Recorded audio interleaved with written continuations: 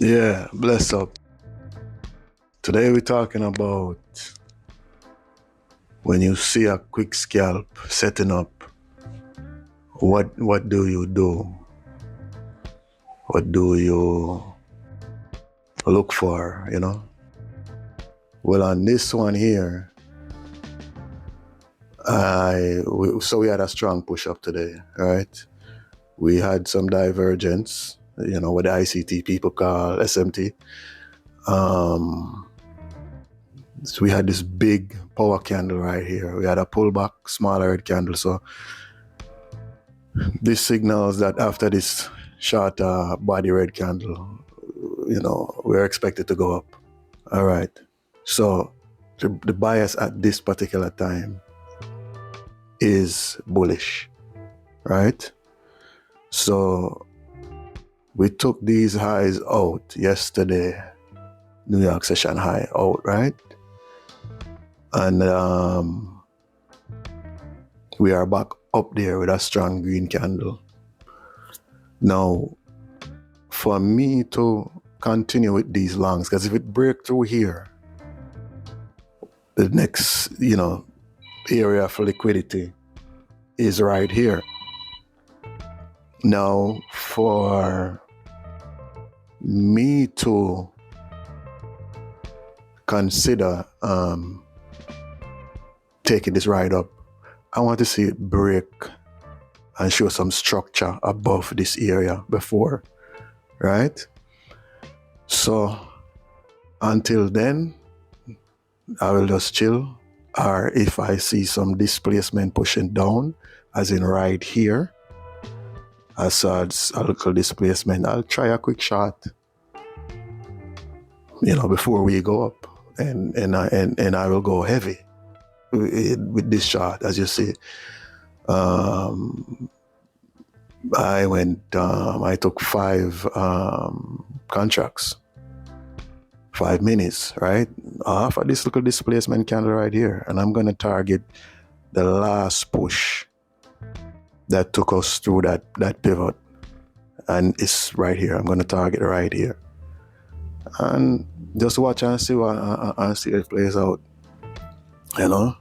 because it's such a tight stop. I'm gonna go heavy and see what we get out of it. Right? I would put my stop right here. This is what I'd be risking. So remember, the bias is long, but we're gonna try to scalp a quick 4 or more points, maybe even more. Now, the issue with quick scalps is sometimes we tend to, now this is counter trend as far as our bias go. So we're counter our bias right now.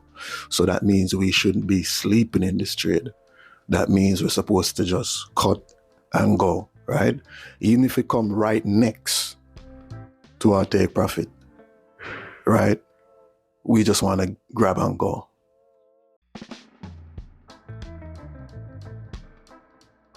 So, even when it comes right down, like, a hair above or below your TP, should you just take it and get out? And the answer is absolutely yes, because it's a counter bias trade, right? So it might go, within a hairline of your TP and just reverse and just takes right off, back in opposite direction. So I should have taken profits right there. It even went like over $1,000 before hitting TP. And the longer you sit in a counter trend or counter bias trades, the trade is the more risky it gets with every second. Like, I shouldn't be waiting. Look at this. I shouldn't be waiting right here. A good thing is to even try to put your TP a little bit above you know. But that's what a TP does psychologically in a scalp.